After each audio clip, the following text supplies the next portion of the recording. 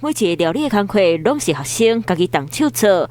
规阵红霞出国小的社出现，上特别的就是这其中4项菜，拢是由毕业生家己动手来做。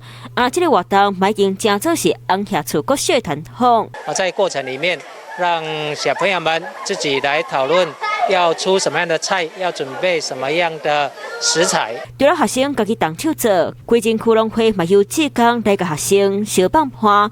同时菜单嘛是由学校和农会做伙讨论，结合在地食材，做出好食的料理。各自煮一道，属于他们感恩的心的一道谢师宴这样子。学生透过家己煮的料理来甲老师说道谢，为产地教产道，毛学生更熟悉地方的食材和文化。